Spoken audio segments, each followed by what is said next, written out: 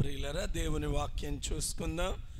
మనం ఉత్తర ప్రత్యుత్తరాలుగా చదువుకున్నటువంటి వాక్య భాగములో నుండి ద్వితీయోపదేశ కాండము 32వ అధ్యాయము 11వ వచనం చూసుకుందాం. ద్వితీయోపదేశ కాండము 32వ అధ్యాయము 11వ వచనము. పక్షిరాజు తన గూడు రేపి తన పిల్లల పైన అల్లాడుచు రెక్కలు చాపుకొని వాటిని పట్టుకొని తన రెక్కల మీద వాటిని మోయినట్లు యెహోవా వానిని నడిపించెను.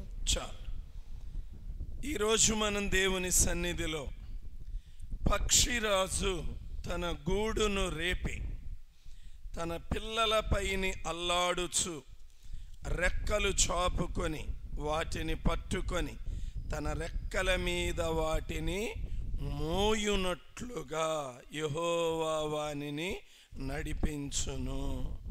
ప్రభునందు ప్రియులారా, గత వారం మనం దావీదు దేవునికి హృదయానుసారుడుగా మారటం గురించి విన్నాం. ఈ వారం పక్షిరాజును గూర్చినటువంటి శ్రేష్టమైన విషయాలను మనం ఆత్మీయ జీవితానికి అన్వయించుకుంటూ ఈరోజు దేవుని వాక్యాన్ని విందాం. ఈ పక్షిరాజు ఎక్కడ తన మొదటిగా గూడును కడుతుంది అంటే పర్వత శిఖరము మీద తన గూడుని నిర్మిస్తుంది. మొదటిగా ఏం చేస్తుందంటే బలమైన కర్రలతో కడుతుంది.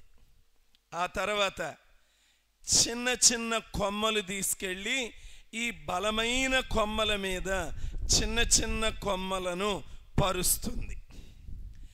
దాని మీద పీచు లాంటి పదార్థాన్ని అమరుస్తుంది. అమర్చిన తర్వాత ఇక్కడ ఏం చేస్తుందో చూడండి. ఆ పీచు పదార్థం మీద మేకులు, గాజు పెంకులు, బ్లేడు మొక్కలు, ముళ్ళు ఇలాంటివన్నీ కూడా ఆ పీచు పదార్థం మీద వీటన్నిటినీ తీసుకొచ్చి పెడుతుంది. వాటి మీద మరలా ఏం చేస్తుందంటే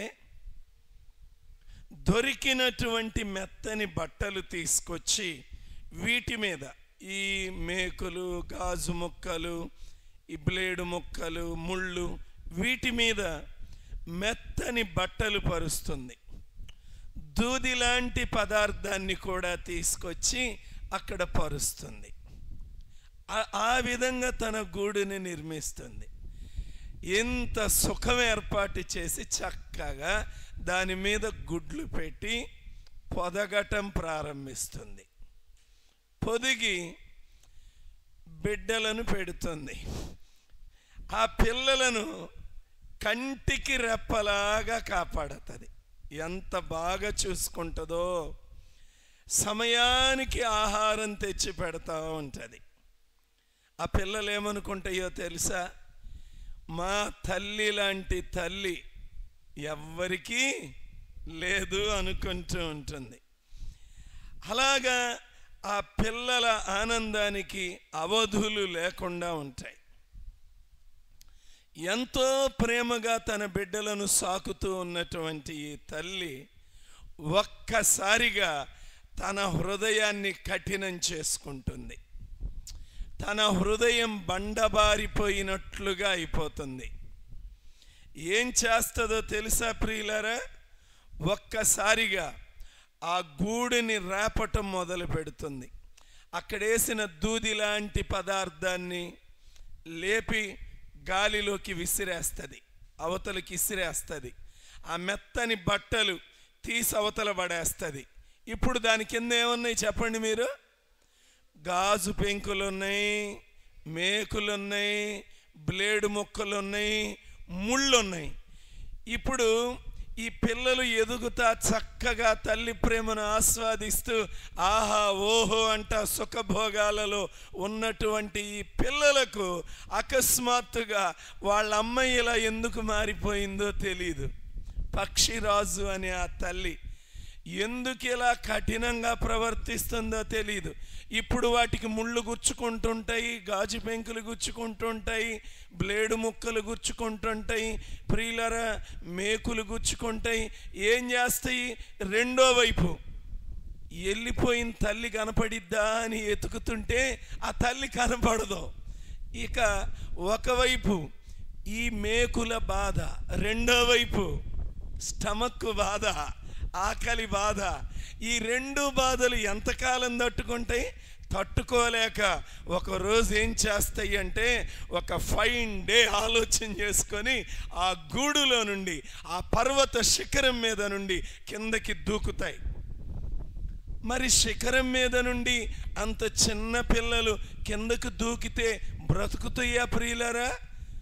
అవి అనుకుంటే అయిపోయింది ఇక మా లైఫ్ అనుకొని ఇక కిందకి పడిపోతా ఉంటాయి ప్రియులారా.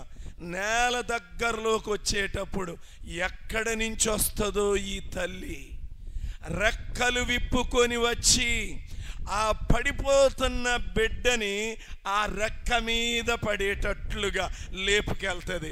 అమ్మో ఎవరా అని చూస్తే మా అమ్మే అనుకుంటా ఉంటాయి.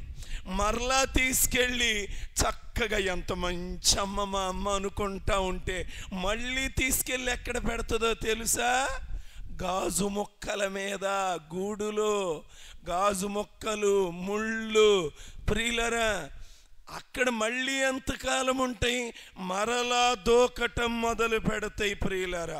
మరలా నేలకు తగలబోయేటప్పుడు మరలా రెక్కలు కట్టుకొని వచ్చి ఆ విధంగా తల్లి వాటిని కాపాడుకుంటుంది.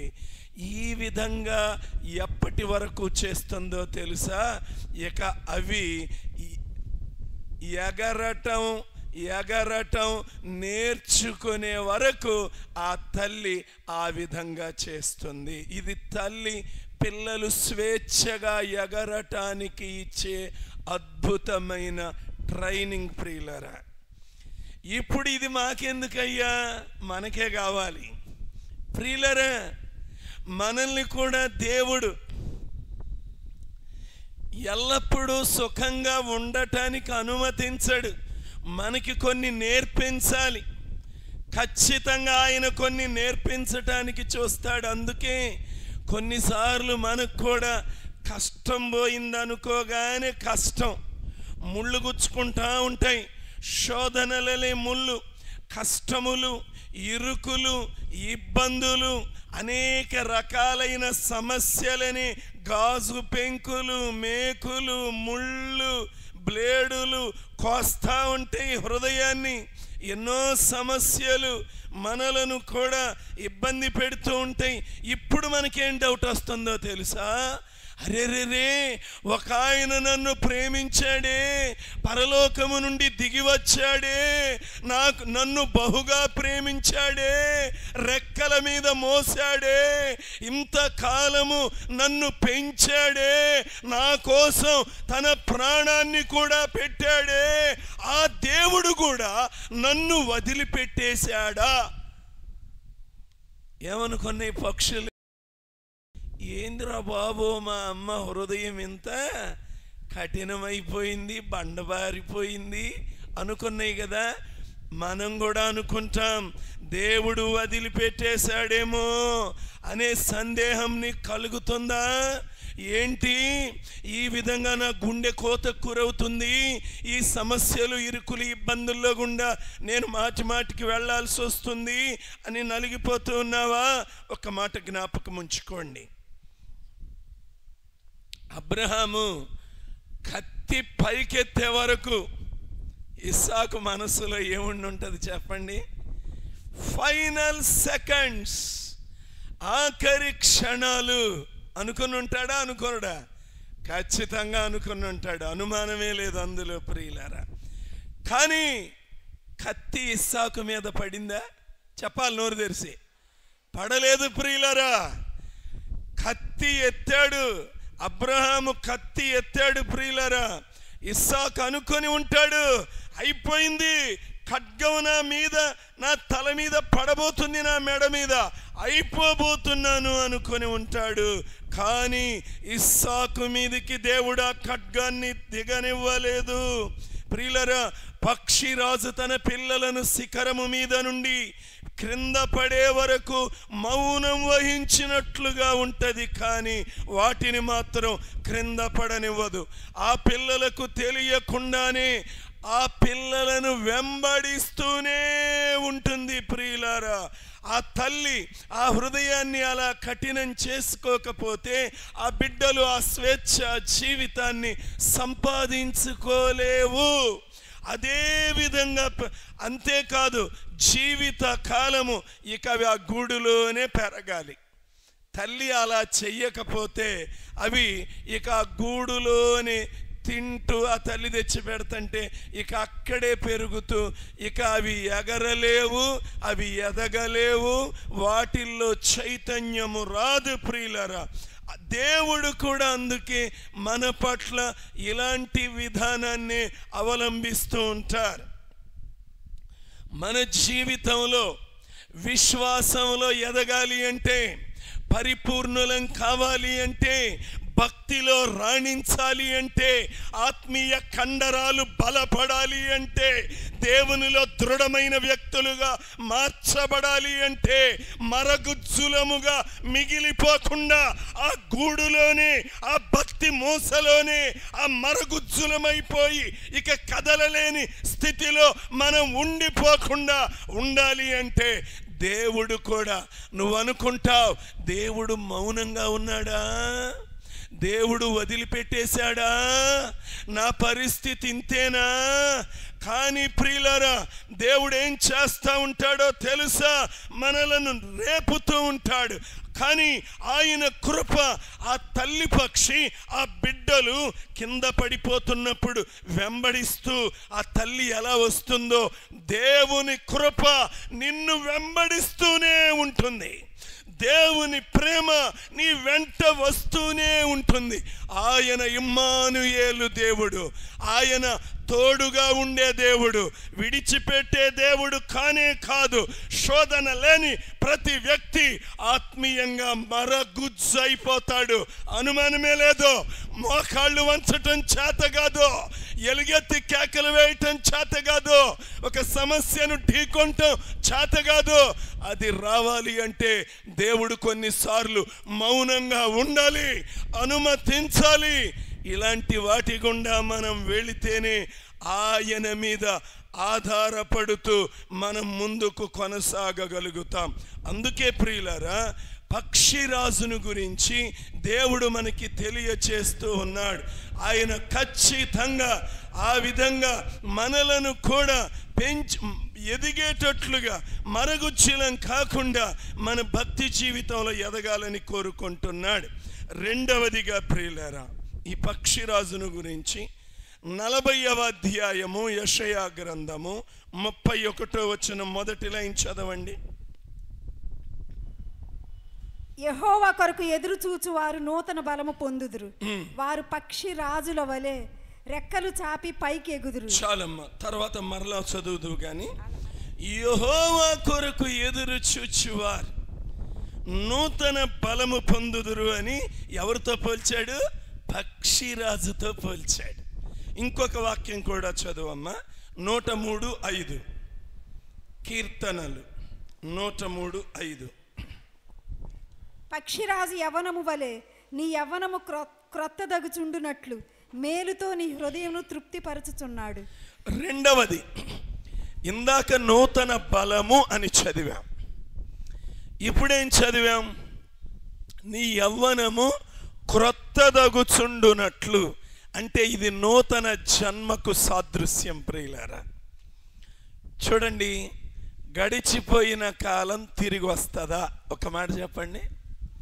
రోజు రోజు మనం యవ్వనంలోకి వెళ్తామా, వృద్ధాప్యంలోనికి వెళ్తామా? ఒక రోజు గడిచిందంటే వెళ్ళిపోతూ ఉంటాం, రోజు రోజు వృద్ధాప్యంలోనికి వెళుతూ ఉంటాం. కోల్పోయిన యవ్వనం తిరిగి వస్తుందా? రాదా? బైబిల్ తప్పుందా? బైబిల్ ఏమంటుంది? క్రొత్తదవుతుంది. నీ యవ్వనం తిరిగి క్రొత్తదవుతుంది. ఖచ్చితంగా అవుతుంది. బైబిల్ చెప్పిందంటే సత్యమే. అయ్యగారు భక్తి సింగ్ గారు అన్నట్లు తిమింగలం మనిషిని మింగింది అన్న బైబిల్లో ఉన్నా నమ్మాల్సిందే. మనిషి తిమింగలాన్ని మింగేశాడన్న బైబిల్లో ఉంటే మాత్రం సత్యమే, నో డౌట్ అబౌట్ ఇట్. దాని గురించి మనం అనుమానించాల్సిందే లేదు. బైబిల్ సత్య గ్రంథం. ఖచ్చితంగా ఇక్కడ పక్షిరాజు ఏం చేస్తుందంట? పక్షిరాజు యవ్వనము వలె నీ యవ్వనము క్రొత్తదవుతుంది. ప్రియులరా, పక్షిరాజులో ఉన్నటువంటి ఒక అద్భుతమైన ప్రత్యేకమైన లక్షణం ఏంటంటే దాని జీవిత కాలం 70 సంవత్సరాలు. 70 సంవత్సరాలు. 40 సంవత్సరాల వయస్సు వచ్చేసరికి వృద్ధాప్యంలోనికి వెళ్ళిపోతూ ఉంటుంది. అంటే ముక్కు వంకర తిరిగిపోతూ ఉంటుంది.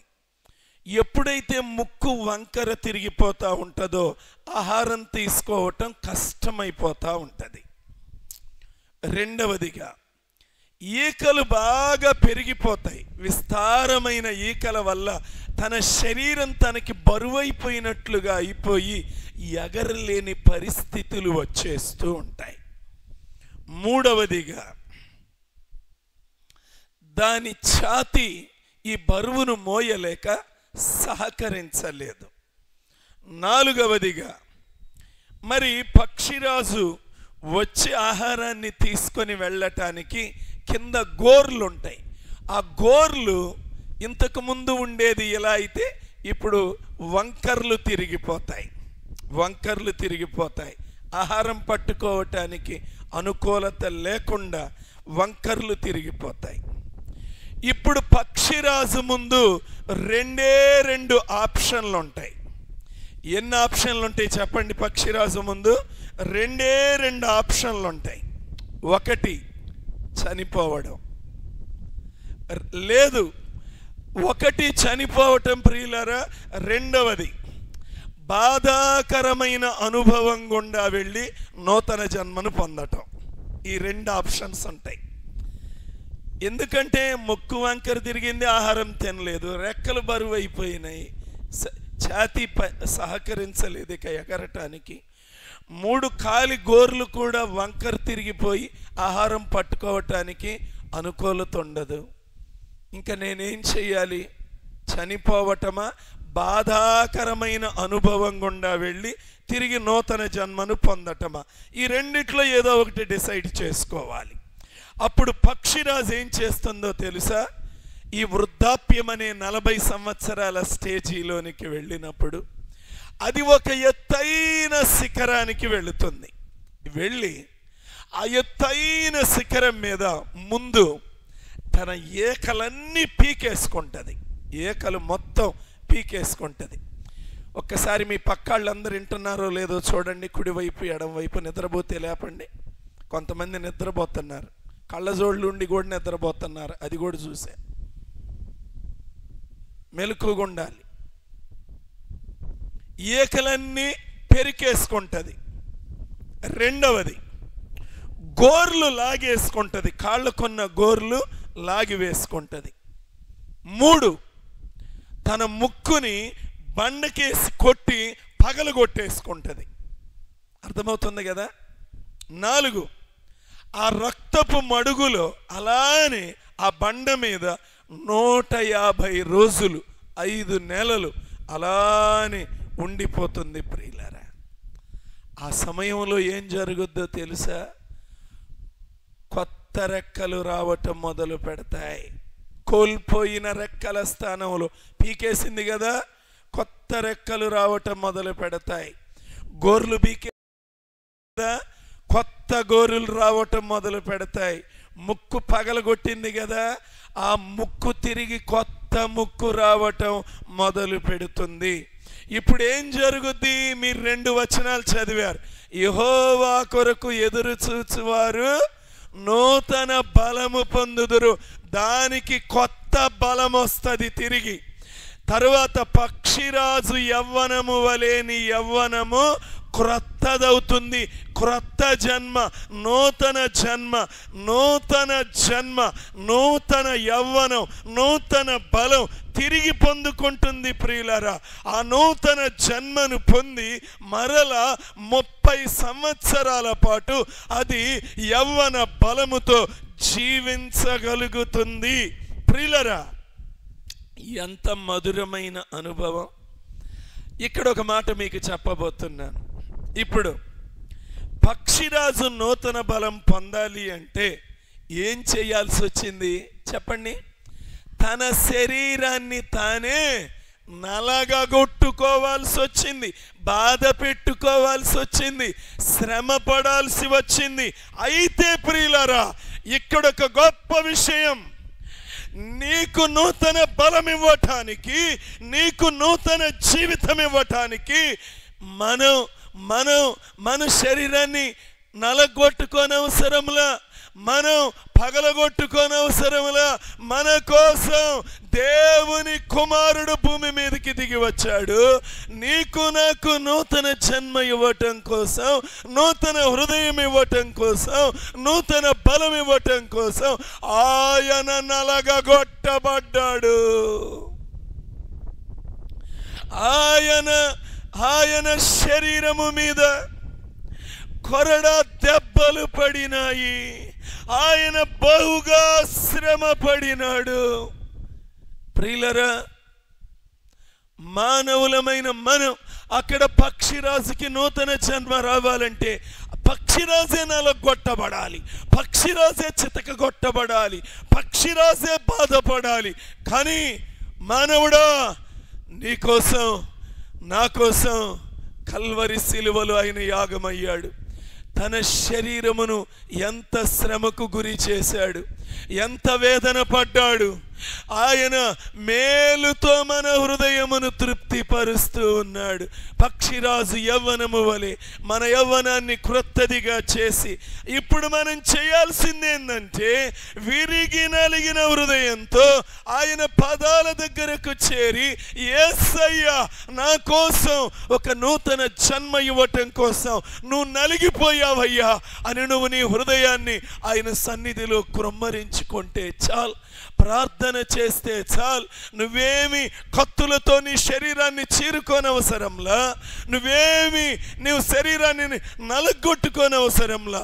నీకోసం అంత వేదన బాధ ఆయన పొందినాడు. ప్రియులారా, ఆయన పాదాల దగ్గరకు వెళ్ళి ఆయనిచ్చే రక్షణ పాత్రను తీసుకొని ఆయన్ను స్తుతించాలి అని కోరుకుంటున్నాడు. నీ నుండి ఆయన ఇంకా అంతకంటే ఏమీ ఆశించటం లేదు. పాత జీవితాన్ని విడిచిపెట్టి నా కోసం ఒక నూతన సృష్టిగా ఈ యవ్వనుడు బ్రతకాలి, ఈ తల్లి బ్రతకాలి.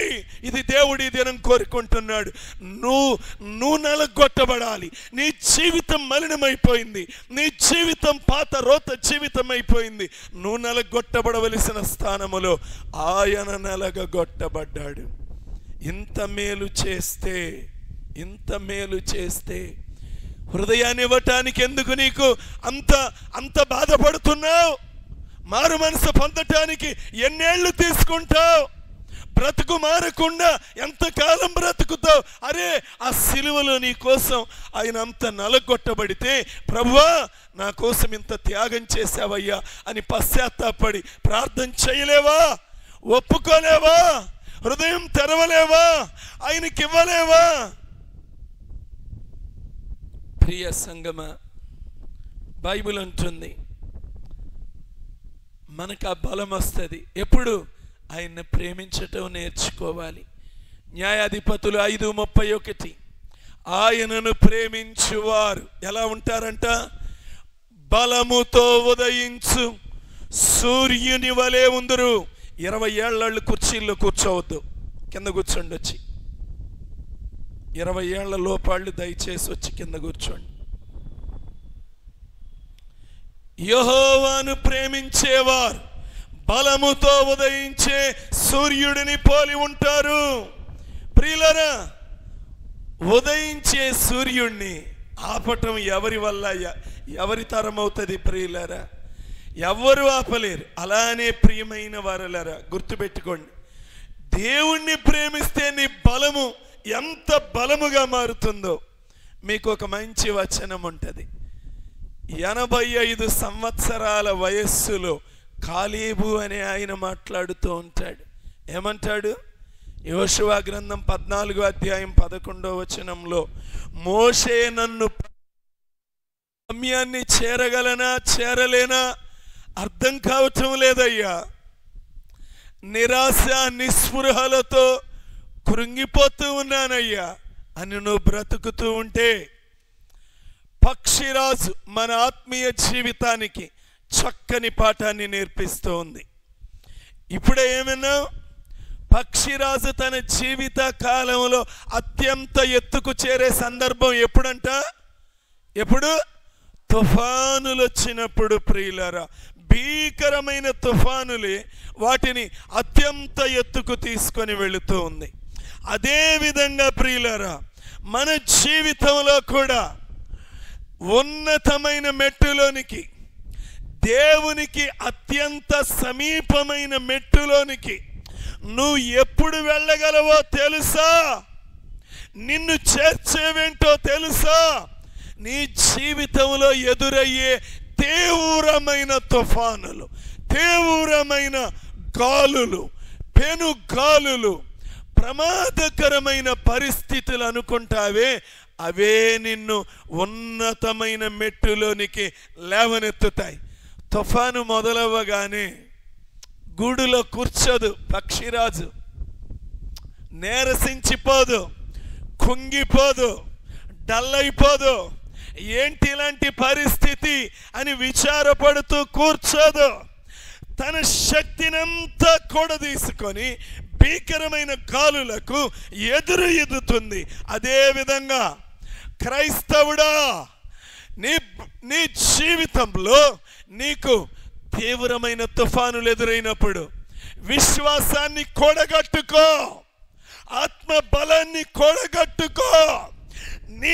నీ విశ్వాసం అనే రెక్కలు చాపు, ప్రార్థన జీవితం అనే రెక్కలు చాపి నువ్వు ఎగురుకుంటూ వెళ్ళాలి. నీ శక్తిని కూడదీసుకుంటూ పక్షిరాజు ఎలాగా అయితే ఆ గాలులకు ఈదుకుంటూ వెళుతుందో, అలాగే అచంచలమైన విశ్వాసంతో ఆయనలో బలమును పొందుకొని సమస్యలకు ఈదగలగాలి. వాటిని ఛేదించుకుంటూ ఆ సమస్యలకు అందనంత ఎత్తులోనికి మనం ఎగిరి వెళ్ళాలి. గుర్తుపెట్టుకోండి, ఖచ్చితంగా నువ్వు ఒక భక్తి మెట్టులోనికి లేచే వరకు ఎక్కువగా శ్రమ, శోధన, తుఫాను ఎదురవుతూ ఉంటాయి. ప్రియులరా, దేవుడు నిన్ను లేపాలనుకున్న మెట్టులోనికి లేపిన తరువాత ఇక ఆ శోధనలు నిన్ను తాకలేవు. ఏదన్నా వచ్చినా అసలు నువ్వు లెక్కే చెయ్యవు. ప్రియులరా, ఆ మెట్టులోనికి దేవుడు లేవనెత్తాలి అని కోరుకుంటున్నాడు. అందుకే మనం బైబిల్లో కొన్ని వచనాలు చదివేటప్పుడు గుర్తుండాలి. యెషయా 43:2 ఏమంటున్నాడు అక్కడ? నీవు జలములలో బడి దాటునప్పుడు నేను నీకు తోడయ్యుందును, నదులలో బడి వెళ్ళునప్పుడు అవి నీ మీద పొర్లి పారవు, నీవు అగ్ని మధ్యన నడిచినప్పుడు కాలిపోవు, జ్వాలలు నిన్ను కాల్చు. అంటే అర్థమేంటో తెలుసా? సమస్యలు అనే ఆ జలములలో బడి దాటేటప్పుడు నేను నీకు తోడుగా ఉంటానంటున్నాడు. వాటిని చూసి కృంగిపోవద్దు అంటున్నాడు. ఏమండి ఆయన అంటున్న మాట, నువ్వు జలాలలో అడుగు పెట్టినప్పుడు నా మీద ఆధారపడుతూ నువ్వు ముందుకు కొనసాగి వెళ్ళిపో అంటున్నాడు. నువ్వేసే ప్రతి అడుగులో నేను నీకు తోడై ఉంటానంటున్నాడు. శోధనలు అనే నదులు చూసి నువ్వు నిరాశ చెందొద్దు అని చెప్తూ ఉన్నాడు. దానిలో అడిగిపెట్టి సాగిపో అంటున్నాడు. కెరటాలు ఎగురుతున్నా, అలలు ఎగురుతున్నా వాటిని చూసి నువ్వు భయపడద్దు. అవి నిన్ను భయపెడుతుంటాయి, కానీ నీ మీద పొర్లి పారనివ్వను అంటున్నాడు. నిన్ను ముంచివేయలేవు అంటున్నాడు. ఎందుకంటే ఆయన మనతో ఉన్నాడు. ఆ మాట గుర్తుపెట్టుకుందాం. అగ్ని లాంటి శ్రమలు మనలను చుట్టుముట్టినా భయపడకూడదు ప్రియులారా. మనం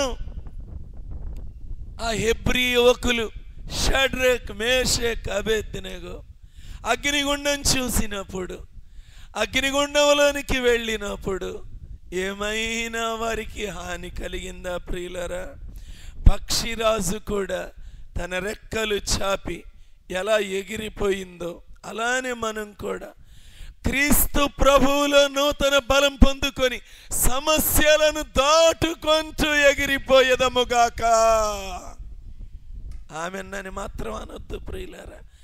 దాటాలని ఆశ ఉంటే అంటాం కదా, అయ్యా నువ్వెంత చెప్పినా నేను ఇంతేలయ్యా, యాడ ఎగిరేది, యాడ ప్రార్థన చేసేది, నేను ప్రార్థన బాగా చేస్తే అయ్యా జయం వచ్చేది, నేను యాడ చేసేదంటే నువ్వు మరుగుజ్జు అయిపోతావు. బైబిల్ సింపుల్గా అంటుంది. అందుకే ఈరోజు నీతో మాట్లాడుతున్నాడు ప్రియులరా.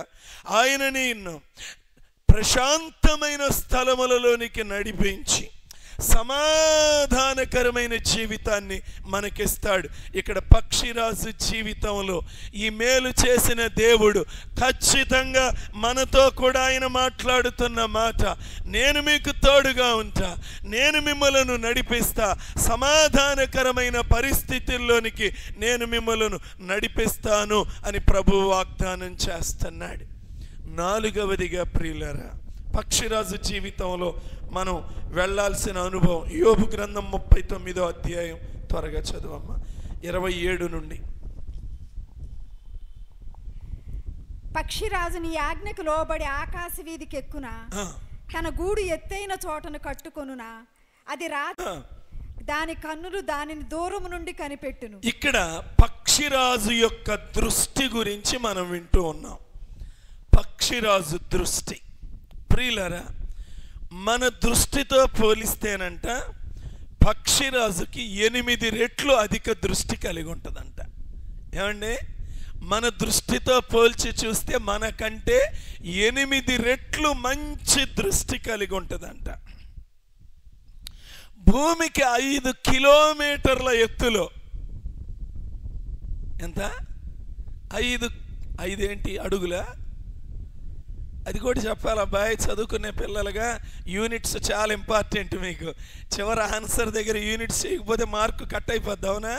ఖచ్చితంగా 5 కిలోమీటర్ల ఎత్తు ఎగురుతూ ఉన్నా కూడా భూమి మీద చిన్న కోడి పిల్ల వెళ్తుంటే 5 కిలోమీటర్ల ఎత్తులో ఎగిరేటువంటి పక్షిరాజు భూమి మీద చిన్న కోడి పిల్ల భూమి మీద నడుస్తుంటే చెప్పాలి నాకు, మీకు తెలిసి ఎమ్మడబడి ఉంటారు చాలాసార్లు. కోళ్ళు వేయించిన వాళ్ళకి అనుభవాలు ఉంటాయి ఖచ్చితంగా. అమ్మమ్మమ్మ తన్నుకుపోయింది ఏడుంటుంది, అది రావటం అయిపోద్ది, తన్నుకుపోవటం అయిపోద్ది. ప్రియులారా చూడండి, అంటే దాని చూపు చాలా తేటగా ఉంటుంది, అంత తేటగా ఉంటుంది. ఆ ఉన్నతమైన స్థలాలలో అది సంచరిస్తూ కూడా ఏం చేస్తూ ఉంటుంది? చక్కని చూపు కలిగి ఉంటుంది.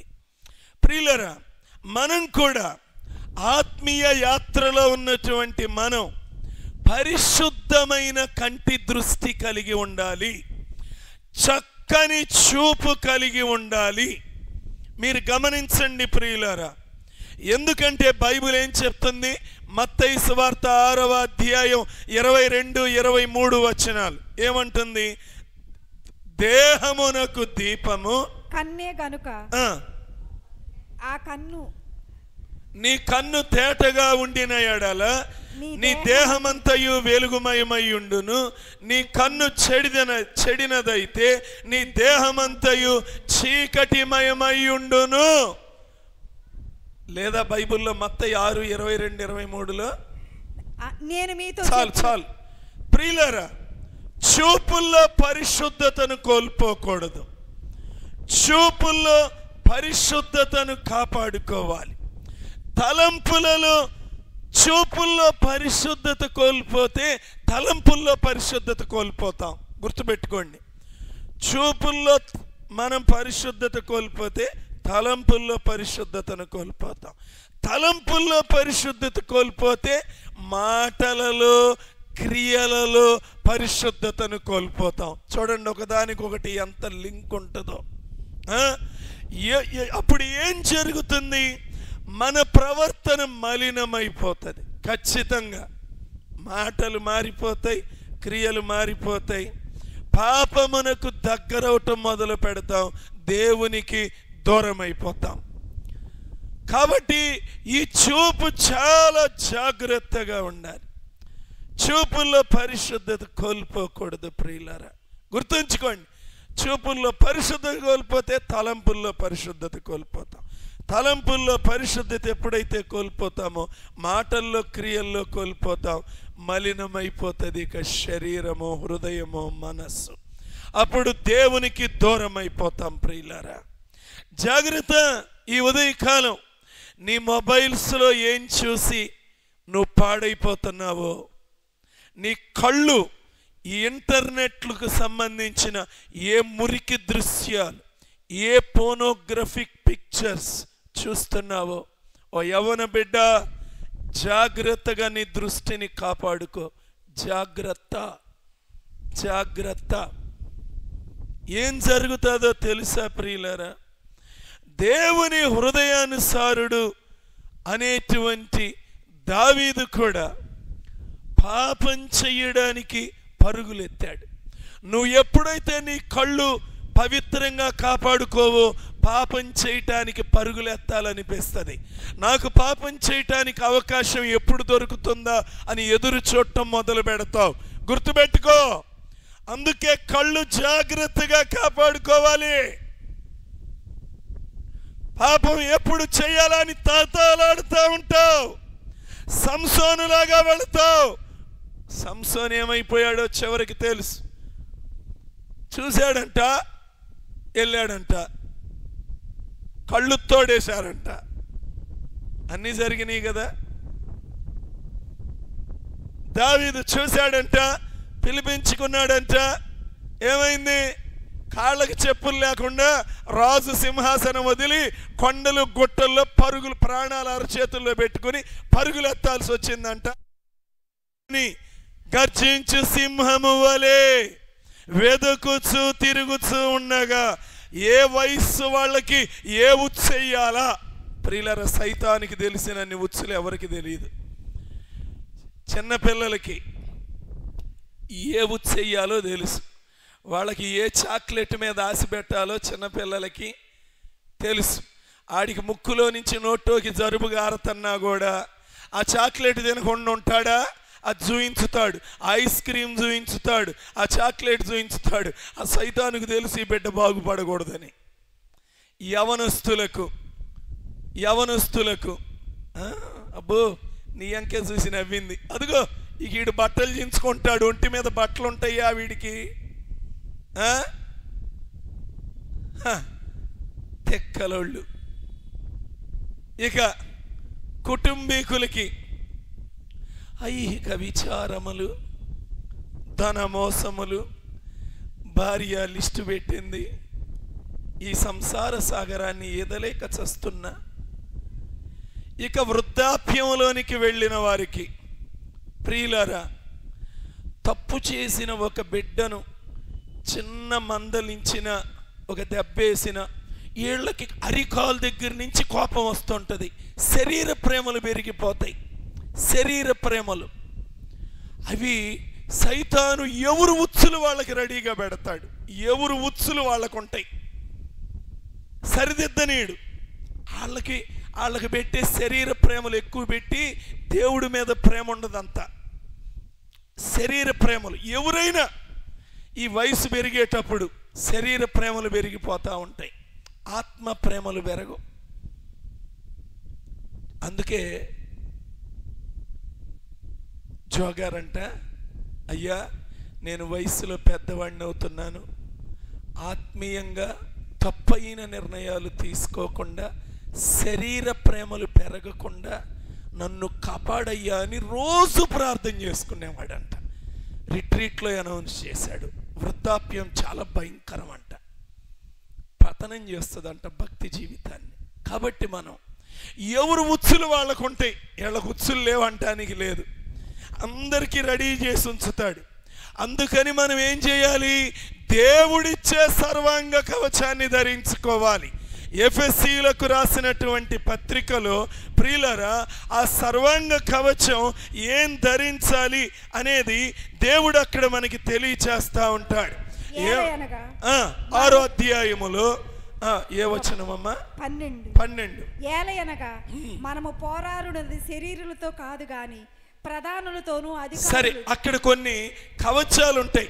నడుమునకు సత్యం అనే దట్టి అని, నీతి అనే మైమరు అని, పాదములకు సమాధాన సువార్త అనే సిద్ధ మనస్సు అనే జోడని, విశ్వాసం అనే డాలని, వీటిని పట్టుకొని దుష్టుని అగ్నిబాణాలు ఆర్పుటకు శక్తిమంతులవుతారు. రక్షణ అనే శిరస్త్రాణం, దేవుని వాక్యం అనే ఆత్మ ఖడ్గం, ఇవి ఉండాలంట. ప్రియులారా, ఈ 6 కవచాలు, సర్వాంగ కవచంలో ఉండే ఈ 6 కవచాలు ముందు ధరించేవే. ఎక్కడ ధరించేవి? ఏవైనా ముందు ధరించేవే, వెనక ధరించటానికి ఏమీ లేవు. అంటే దీని అర్థం ఏంటో తెలుసా? నువ్వు ముందుకెళ్ళాలి కానీ వెనక్కి తిరగకూడదు, సిద్ధంగా ఉండి ముందుకెళ్ళాలి. మనం గనక వెనకకి తిరిగిపితే వాడి బాణం వేసి కొట్టేస్తాడు. ప్రియులారా, కింద పడిపోతాం, కాలితో తొక్కి పారేస్తాడు మనల్ని. మనం జాగ్రత్త పడాలి.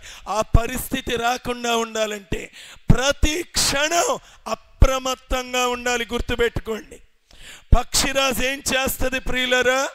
ఎప్పుడు సిద్ధంగా ఉంటుంది ప్రియులారా. అసలు పక్షిరాజు అంట 2 రెక్కలు పూర్తిగా చాపితే 7 అడుగులు ఉంటాయంట. ఎంత అడుగులు? 7 అడుగులు ఉంటుందంట ప్రియులారా. ఈ 7 అడుగులు విస్తరించి ఉంటుందంట. ఏం చేస్తుంది? ఆ ప్రాంతములో ఉన్నటువంటి గాలినంతటిని అనుకూలంగా మలుచుకొని ప్రియులారా, ప్రతి సమస్యను, ప్రతి పోరాటాన్ని ఎదుర్కొంటూ సిద్ధంగా ఉండి ముందుకెళ్ళిపోతూ ఉంటుందంట. మనం కూడా ఈ కవచాలు మన దగ్గర ఉండాలి. సత్యం అనే దట్టి, నీతి అనే మైమరువు, సమాధాన సువార్త అనే సిద్ధబాటైన మనస్సు, విశ్వాసం అనే డాలు, రక్షణ అనే శిరస్త్రాణం, దేవుని వాక్యం అనే ఆత్మ ఖడ్గం.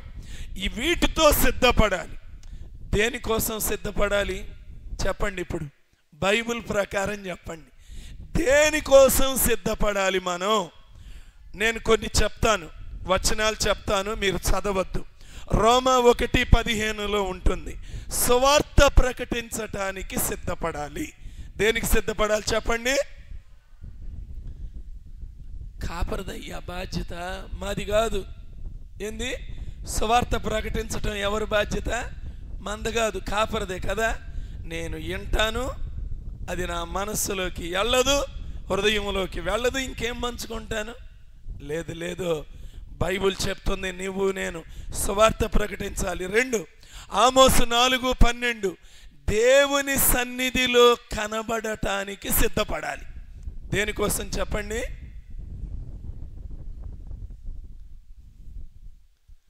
ఫంక్షన్లో కనపడటానికి బాగానే సిద్ధపడతాం, పప్పన్నం తినటానికి. దేవుడి సన్నిధిలో కనపడటానికి ఎంత బాధో కొంతమందికి. అది ముళ్ళ మీద కూర్చున్నట్టు ఉంటుంది. మనం కనపడాల్సింది దేవుని సన్నిధిలో. ప్రియులారా, 3వది ప్రియులారా, 1 పేతురు 3:16 ఉంటుంది, హేతువు అడిగే ప్రతివానికి సాత్వికముతోనూ భయముతోనూ సమాధానము చెప్పటానికి సిద్ధముగా ఉండాలి. సాత్వికమైన మనస్సుతో, దేవుని భయముతో సమాధానం చెప్పటానికి, ఒక ఆత్మను దేవుడి దగ్గరకు చక్కగా సాత్వికంగా దేవుని భయముతో సమాధానం చెప్పి నడిపించటానికి సిద్ధంగా ఉండాలి. 4వదిగా ప్రియులారా, తీతుకు 3:2 ప్రతి సత్కార్యము చేయుటకు సిద్ధముగా ఉండాలి. సత్కార్యాలు చేయటానికి సిద్ధంగా ఉండాలి. కీడు చేయటానికి కాదు, దుష్క్రియలు చేయటానికి కాదు, ఎవరినన్నా కొడటానికి కాదు, ఎవరి గురించన్నా చెడు చెప్పుకోవటానికి కాదు, సిద్ధంగా ఉండాల్సిందే. సత్క్రియలు చేయటానికి, మంచి క్రియలు చేయటానికి సిద్ధంగా ఉండాలి. 5వదిగా ప్రియులరా, అపొస్తల కార్యములు 21:13 పౌలు గారు నేను యెరూషలేమునకు వెళుతున్నాను అంటే వారు ఏడుస్తూ ఉంటే మీరు ఏడ్చిన గుండె ఎలాగా బద్దలు చేస్తారు? నేను ప్రభు అయిన యేసు నామము నిమిత్తము యెరూషలేములో బంధించబడుటకు మాత్రమే కాక చనిపోవుటకు కూడా నేను సిద్ధముగా ఉండాలి. చెరసాలలో వేస్తాం, యేసు ప్రభును వదిలిపెడతావా లేదా? నిన్ను చెరసాలలో వేస్తాం, చంపేస్తాం అంటే బాబు నేనేదో ఊరినే ఆ పాస్టర్ గారు నాకు తెలిసినాడండి, ఆయన బలవంతం చేస్తే వెళ్ళి కూర్చున్నా, నేనెందుకు పోతాను రేపటి నుంచే అనబాకండి అమ్మా. అనర్లే, మీరు మంచోళ్ళే కదా ప్రియులరా. వస్తాయి రాబోయే రోజుల్లో చట్టాలన్నీ. మంచోళ్ళు ఉన్నారు కొంతమంది ఇట్లాంటి చట్టాలు తెచ్చేవాళ్ళు ప్రియులరా. కానీ దేవుడికి స్తోత్రం, మొన్న మధ్యప్రదేశ్ హైకోర్టు ఒక మంచి తీర్పిచ్చింది. వాళ్ళు అసలు ఏం పెట్టారో తెలుసా? ఒక చట్టం, అసలు మత మార్పిడి చేసిన వాడు అంటే దానిలో వాళ్ళు కొన్ని ఇండైరెక్ట్గా పెట్టారు. ఏమని? బలవంతంగా మారిస్తే చివరికి అన్ని బలవంతమనే చెప్పిస్తారు. అట్లా చేస్తే ఇట్లా చేస్తే అని కొన్ని కండిషన్స్ పెట్టినట్లుగా పెట్టి మరణ శిక్ష అని పెట్టారు. ఆ హైకోర్టు జడ్జి గారు చక్కని జడ్జిమెంట్ ఇచ్చారు. మీరు ఇలాంటివి కఠినమైనవి పెట్టద్దు. ఒక మనిషి స్వేచ్ఛగా తన మతాన్ని ఎంపిక చేసుకునే అవకాశం ఉన్నది. దీని మూలంగా తప్పుడు కేసులు పెట్టడానికి కూడా అవకాశాలు చాలా ఉన్నాయి. మన దేశ పౌరులను అలా మనం పోగొట్టుకోకూడదు అని మరి ఆ మహానుభావుడు ఎవరో మంచి జడ్జిమెంట్ ఇచ్చారు ప్రియులరా. కానీ అన్ని వేళలా ఇవి కొనసాగలేవు. వస్తారు మరలా కొంతమంది ఇలాంటి చట్టాలు తెచ్చేవారు. అయినా పౌలు గారు ఏమంటున్నాడు?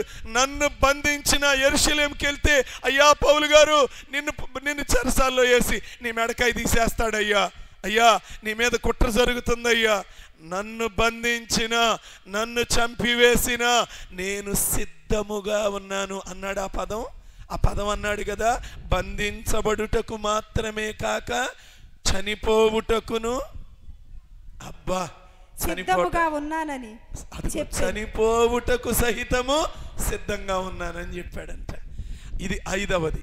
6వది ఏంటి అంటే ప్రియులారా, మత్తయి 24:44 మీరు అనుకొనని గడియలో మనుష్య కుమారుడు వచ్చును గనుక రాకడ కోసం సిద్ధంగా ఉండండి అన్నాడు. దేనికోసం సిద్ధంగా ఉండాలి? రాకడ కోసం. ప్రియులారా, సిద్ధంగా ఉన్నాళ్ళు ఒకసారి కుడి హస్తం చూపించండి. సిద్ధంగా ఉన్నారా? మారు మనసు పొందనాళ్ళు, బాప్తిసం తీసుకున్నాళ్ళు చెయ్యొద్దు. ఎట్టా సిద్ధంగా ఉన్నట్టు మీరు? ఈ రోజైనా సిద్ధపడండి ప్రియులారా. మనం సిద్ధపడాల్సింది దానికోసమే. సిద్ధపడదాం. 7వదిగా, కన్యకలు 10 మంది ఉన్నప్పుడు ఎవరిని ఎదుర్కోవటానికి సిద్ధంగా ఉండాలంట? పెండ్లి కుమారుని ఎదుర్కోవటానికి సిద్ధంగా ఉండాలి అని మత్తయి 25:10 వ్రాయబడింది. సిద్ధంగా లేని వారు విడిచిపెట్టబడ్డారు. తలుపు వేసేసిన తర్వాత వస్తే మీరెవరో నాకు తెలియదు. కాబట్టి మనం సిద్ధపడదాం ప్రియులరా. సిద్ధపడకుండా ఉండొద్దు ప్రియులరా. సంగమా, నువ్వు సిద్ధపడాలి ప్రభు సన్నిధిలో. ఇక 6వదా 5వదా? నెక్స్ట్ గుణం 6, పవిత్రత. అబ్బా, పక్షిరాజు గుణం. నేను మీకు ఒకసారి పావురం గురించి చెప్పా. పావురం గుణలక్షణాలు చెప్పా. పక్షిరాజు గుణలక్షణం కూడా నేను చదివినప్పుడు ఈ వర్తమానం కోసం నేను దీని లక్షణాలు చూస్తూ ఉన్నప్పుడు నాకు అది కూడా తెలిసింది. ఓ ఎంత ఇంట్రెస్టింగ్, ఎంత ఆసక్తిగా ఉందో. అసలు ఒక ఆడపక్షి ఒక మగపక్షిని తొందరగా చేరనివ్వదంట, చాలా పరీక్షలు పెడతదంట. ప్రియులరా, చాలా పరీక్షలు పెడతది, చాలా కాలం వేచి చూస్తుందంట. మగపక్షి యొక్క వ్యక్తిత్వాన్ని అంట పూర్తిగా అర్థం చేసుకున్న తర్వాత మాత్రమే తన భర్తగా ఒక ఆడపక్షి స్వీకరిస్తుందంట. ఎంత గొప్ప విషయం ప్రియులారా. ఆ తర్వాత ఆ రెండు పక్షులు కలిసి జీవనాన్ని కొనసాగిస్తాయి. పిల్లలను పెంచే విషయంలో కూడా రెండు సమాన బాధ్యత తీసుకుంటాయి అంట. ఎంత గొప్ప విషయం ఇది కూడా. రాత్రి సమయంలోనేమో ఆడపక్షి గుడ్ల మీద పొదిగిద్దంట, పగటి సమయంలోనేమో మగపక్షి గుడ్ల మీద పొదుగుతుందంట. షేరింగ్ ఎంత చక్కగా ఉందో చూడండి. అసలు ఇవన్నీ ఎంత అద్భుతమైన విషయాలు ప్రియులారా. తర్వాత ఈ రెండు పక్షుల్లో ఏ పక్షి చనిపోయినా, మిగిలిన పక్షి, పురుష పక్షి చనిపోయినా, స్త్రీ పక్షి చనిపోయినా, రెండో పక్షి జీవిత కాలములో మరి ఏ పక్షిని చేర్చుకోదు. ప్రియులారా, నిజంగా సృష్టిలో అత్యున్నతమైన సృష్టి ఎవరు? నువ్వు నేనే, మనమే మానవులం. మనకి పక్షులు, చెప్పట్లా మీరు, పరిశుద్ధ పాఠాలు నేర్పిస్తూ ఉన్నాయి. పక్షులు పరిశుద్ధ పాఠాలు నేర్పిస్తున్నాయి. ఇక మన దగ్గరికి వస్తున్నా. ఆడపక్షి మగపక్షిని ఏం చేస్తుందంట? చాలా పరీక్షలు పెట్టి, చాలా కాలం వెయిట్ చేసి ఆ క్యారెక్టర్ అంతా పరిశీలించి అప్పుడు తన భర్తగా అంగీకరిస్తుంది. ఈ రోజుల్లో స్త్రీలైన యవ్వన స్త్రీలు, యవ్వన పురుషులు ఏమంటున్నారో తెలుసా? లవ్ ఎట్ ఫస్ట్ సైట్ అండి. ఏందంట? ఏంది బాబు చెప్పండి అయ్యా ఒకసారి. అమ్మా, లవ్ ఎట్ ఫస్ట్ సైటా? తోలు తీయటమే, పిచ్చాశాలు వేస్తే సమస్య లేదు. తొలి చూపు ప్రేమండి, అది ఎక్కడికి పోతుందండి? గుండెల్లో నుండి నరకానికి పోతుందండి, ఎక్కడికి పోదు. 4 రోజులు బాగుంటుంది, 4 నెలలు బాగుంటుంది, 4 ఏళ్ళు బాగుంటుంది. ఇక ఆ తర్వాత మొదలయ్యిద్ది. అమ్మో, వీడిలో రెండో వాడు ఉన్నాడండి, ఏమంటారు? ఇప్పుడు ప్రియులారా, అమ్మాయిలేం తక్కువ కాదండి. నేను మొన్న ఎడ్వర్డ్ విలియం గారు ఒక సంగతి చెప్తుంటే విన్నాను. ఏం చెప్పాడు ఆయన? చైనా దేశంలో ఒక మంచి అందమైన స్త్రీ అంట చక్కగా ఇన్స్టాగ్రామ్ అకౌంట్ ఓపెన్ చేసిందంట. ఓపెన్ చేసి ఫ్రెండ్ రిక్వెస్టులు పంపించిందంట. యవనస్తులు ఇక ఆమె ఫోటో పెట్టి ఫ్రెండ్ రిక్వెస్టులు పెట్టంగానే ఇక ఉంటారుగా సొంగగార్చుకునే సన్నాసి ఎదవలు, ఫోటోలు చూడంగానే సొంగగారి సన్నాసి వెధవలు కొంతమంది ఉంటారు. వీళ్ళందరూ ఏం చేశారు? నాకే గాని ఫ్రెండ్ రిక్వెస్ట్ పెట్టింది, యాక్సెప్ట్ కొట్టి పాడేశారు. ఎంతమంది? 400 మంది మాత్రమే. ఎంతమంది? ఫిబ్రవరి 14వ తారీఖు వచ్చింది. ఏంటి ఆ రోజు విశిష్టత? చెప్పరు, అన్నీ తెలుసు. ప్రేమికుల దినం అంట ఆ రోజు. ఎవరి దినం? ప్రేమికుల దినం అంట. అందుకని ఆ దినం రోజు ఆమె అన్నది, నా మీద గనక మీకు నిజమైన ప్రేమ ఉంటే, ఏమంది ప్రియులరా?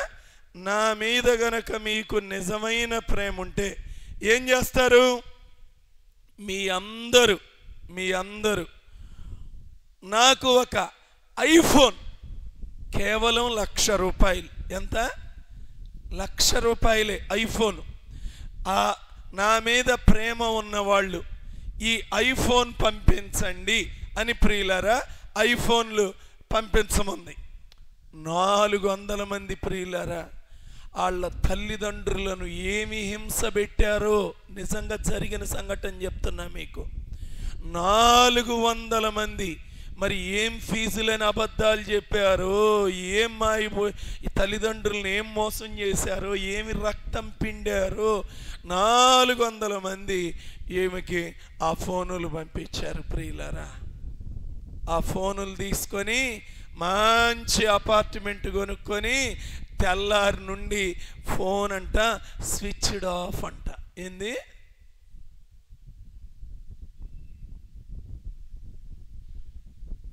కన్న తల్లిదండ్రుల విలువ తెలియట్లా ఈ రోజుల్లో,